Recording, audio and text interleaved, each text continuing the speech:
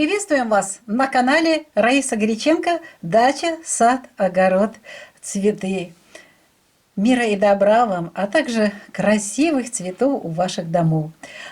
Поэтому сегодня мы будем говорить о красивом, о цветах у наших домов.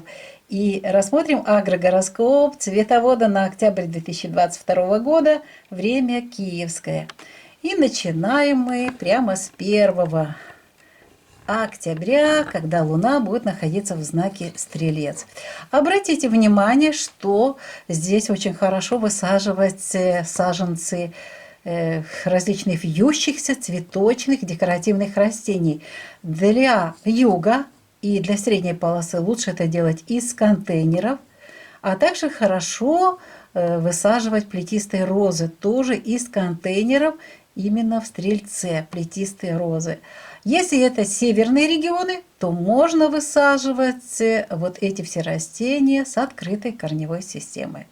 Вот такое у нас очень сложное время в плане того, что много дел 1 октября. Но более насыщенные работы у нас будут 2 после 11 часов. 2 октября все выпадает, это Козерог, растущая Луна, и все выпадает в этот день, нужно успеть сделать очень много, и посадка, и уборка, и деление корневищ. Почему? Да потому что 3-го, смотрите, переход Луны из 1 во 2 фазы, а 4-го 6 часов 51 минуты до 13 часов 21 минуты включительно Луна будет находиться, Луна без курса будет, она будет спящая, в сонном состоянии, поэтому мы практически 4-го ничего в Козероге тоже не можем сделать, а в Водолее ничего вообще не делаем, кроме уборки цветника. Но давайте вернемся, у нас вот чистый, хороший, продуктивный период будет только 2 после 11 часов дня и до конца суток. Что можно делать? В первую очередь я отвечаю тем, кто собирается делить корневища различных многолетних цветов. Пожалуйста, вот это можно делать после 11 часов 2 и сразу же высаживать. У меня просьба: в любом знаке, в любой период не режьте корни.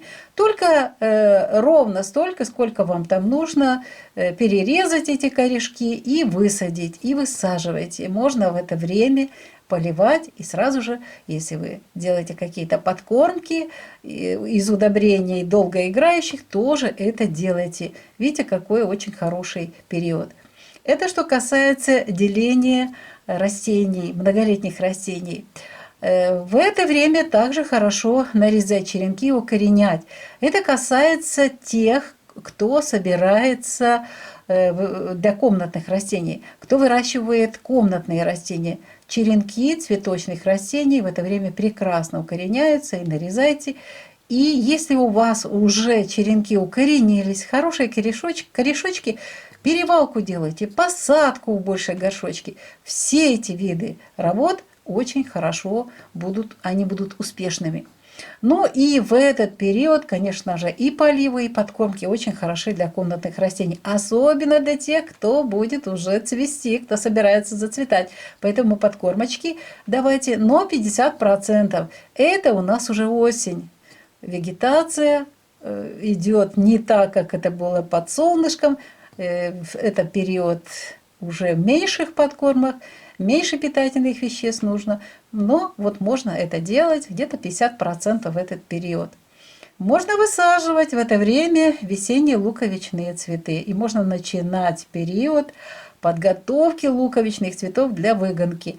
Это значит устанавливать морозилку, затем вытягивать и в холодильник на нижнюю полочку. У каждого свои способы подготовки луковичных цветов, и можно это уже делать, для выгонки тоже готовить. И вот выгонка, кстати, очень важно подготовку делать, и вот это хороший период Козероги, начинать этот период, и потом можно уже будет высаживать вот в конце месяца для выгонки. Вот этот период можно для подготовки вот это все время использовать. И выкапывайте, если уже холодно, бегонии, анемоны, то, что у вас уже созрело, вот эти части растений, то есть ваши корешочки, луковицы созрели и уже готовы к хранению, выкапывайте тоже в Козероге очень хорошее время. 3 мы пропускаем, здесь можно только поливы проводить. Ну и можно любые работы по уборке цветника и готовить почву. Это можно делать. Но так как это переходный период, очень сложный, это малое полнолуние, малое новолуние, поэтому в этот период лучше поберечь себя. Отдыхайте. Идем дальше. 4 и 5 это время уже Водолея. А что Водолей? Водолей ничего, ни посевного, ни посадочного не делается в этот период. Зато хорошо готовить почву и убирать цветники. 6 будет день, когда будет переходный период из знака Водолей в знак Рыбы.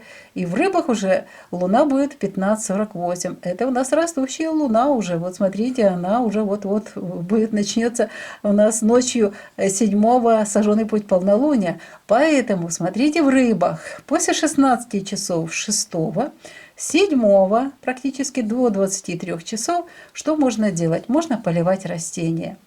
Ну, естественно, можно до 20 часов, вот 7 и вот после 16 часов 6 и вот 7 у нас 2 дня есть для посадки комнатных рассадных растений. Те, кто выращивал из черенков, уже готовая рассада, можно вот эту рассаду высаживать или перевалку делать, более большие горшочки для комнатных цветочных растений.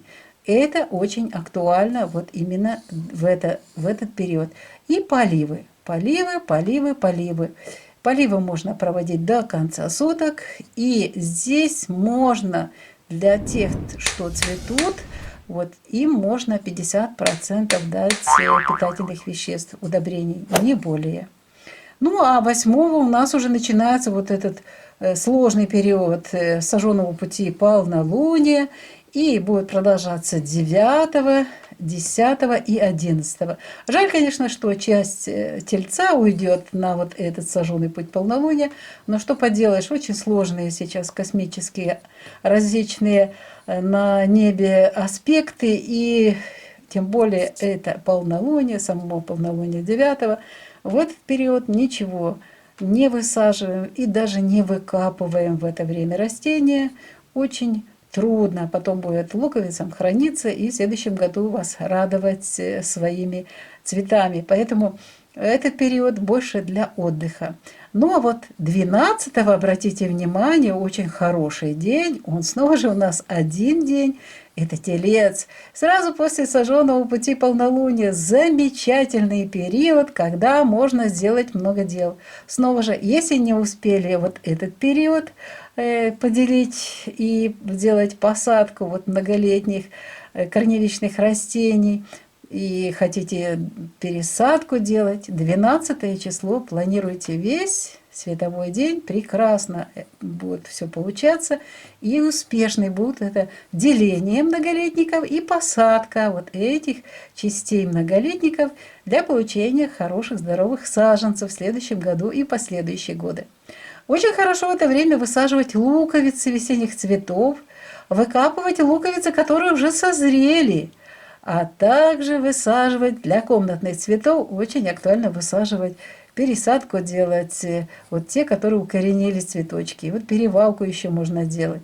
Очень хорошо проводить поливы и подкормки цветочных растений, но здесь 50%. Снова же мы рядышком находимся с сожженным путем полнолуния. Ну и это уже осень, короткий световой день. Только при досветке можно использовать вот эти 50% питательных веществ для подкормки цветущих комнатных растений.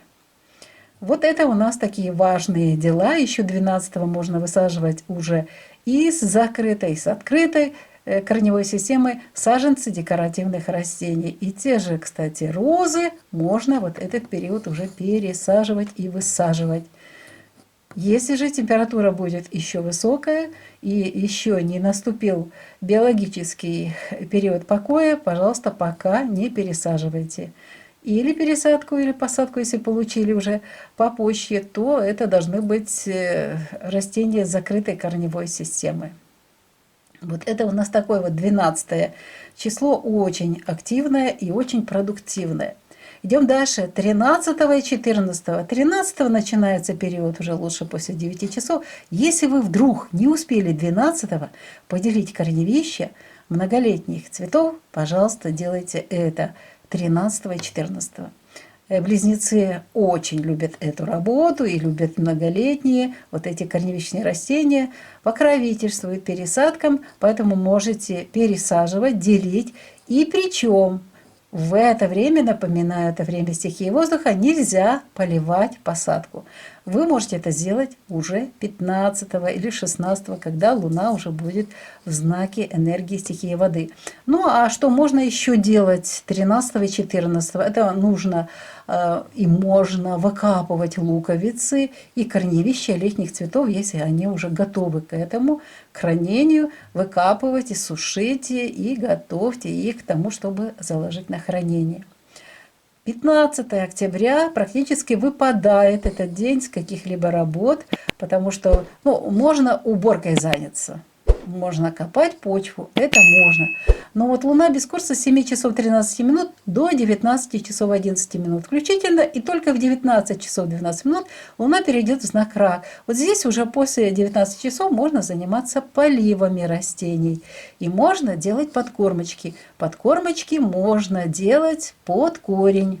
Это уже у нас завершается 3-я фаза. И будет хорошо. Снова же не увеличивайте, пожалуйста, количество минеральных удобрений, особенно для того, чтобы не сжечь корни, потому что это у нас комнатные растения, маленький объем почвы. Будьте внимательны. Я зимой или осенью, если комнатные растения, дают только 50% подкормки от той дозы, которую использую в летний период. В это же время можно высаживать, кстати, и пересаживать, перевалку делать именно рассады комнатных цветов, которые уже укоренились. И это будет хорошо, это будет прекрасно.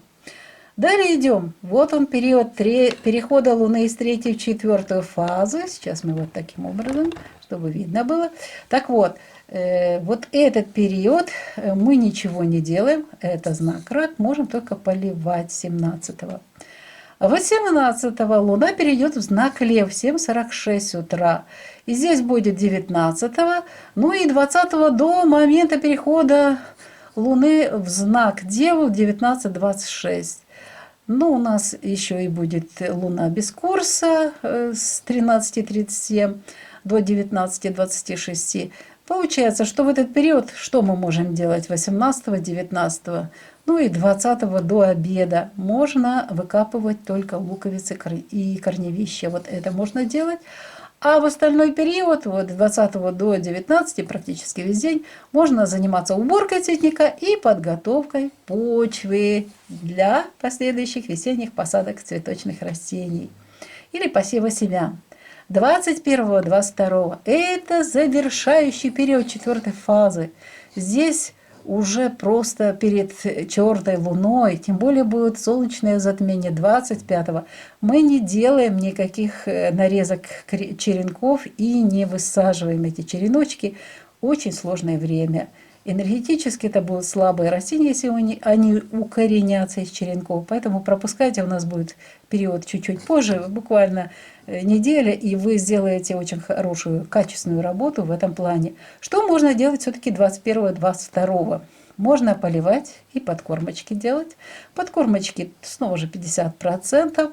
И это актуально для комнатных растений. Кстати, актуально и для тех, кто выращивает растения в обогреваемых теплицах. Есть такие у нас. Подкармливаем те растения, которые цветут.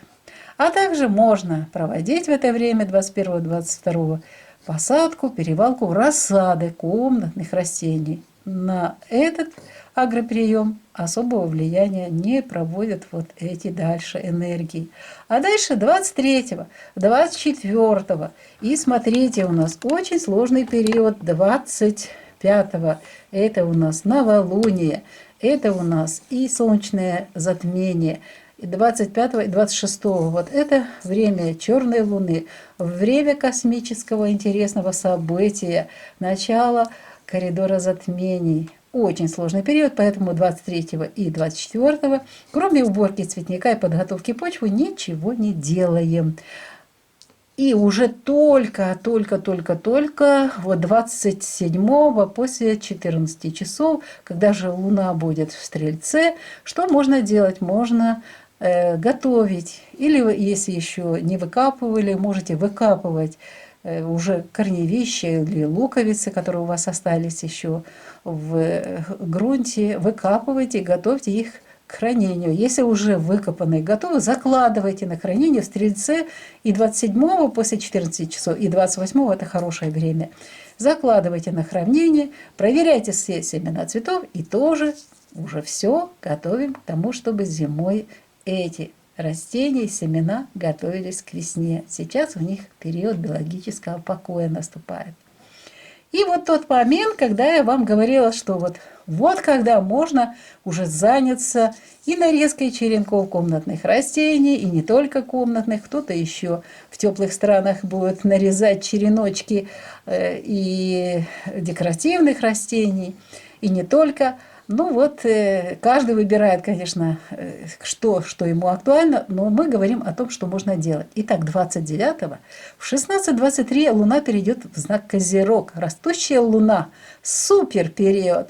Итак, после 17 часов можно 29-го, 30-го все 24 часа и 31-го до 16:30. Да, до 16:30, потому что Луна без курса будет в 17:17 до 17:43. И далее энергии Водолея. Смотрите, сколько можно важных дел делать. Можно высаживать уже и на юге, и средняя полоса саженцы декоративных цветочных растений в открытом грунте. И это можно делать с закрытой корневой системой и открытая корневая система. Это те же розы, гортензии, ну, любые цветочные декоративные растения, все это можно высаживать. Далее, можно высаживать еще луковицы весенних цветов, высаживать, снова же, если это уже для тех, кто выращивает в комнате, вы хотите получить к праздникам цветущие луковичные весенние цветочки, уже вот этот период, когда мы начинали, да, вот эти периоды, закладывали в холодильник, морозилку, создавали условия такие, что как будто бы уже прошло позади вот это сложное время зимы, вот это время как раз вот можно высаживать на выгонку вот эти уже луковичные цветы. Вот это можно использовать. Ну, естественно, очень хорошо нарезать черенки в это время и укоренять черенки различных растений, комнатных растений и открытый грунт, там, где тепло. Высаживайте в это время рассаду цветов комнатных, перевалку рассады. Вот это все виды работ можно делать. И в Козероге здесь можно поливать и подкармливать растения. Обязательно подкормка не более 50%. Ну и я сегодня не случайно упустила такой важный момент. Здесь нигде не сказано о защите растений. Многие позаносили в дом из сада, из открытого места, где у вас росли летом цветочные растения, и где-то засиделись там вредители и уже начинают размножаться. Поэтому, пожалуйста, не забывайте проводить весь период профилактические обработки ваших растений против вредителей и болезней. И поливы тоже не увлекайтесь чересчур. Здесь вам в помощь биопрепараты. Тот же обязательно используйте триходермин, различные триходермин против болезней. Фитодоктор можно использовать, ну и другие препараты, инсектициды, биоинсектициды, которые вам позволят спокойно делать обработки в доме, и это не будет влиять на ваше здоровье. Вот такой у нас сегодня агрогороскоп. Вы сумели уже сделать скрин. Мы более подробно рассказали о всех видах работ. Авторы канала Раиса Греченко и Александр Олег прощаются с вами. Всего вам самого доброго и до новых встреч на нашем канале. Пока-пока.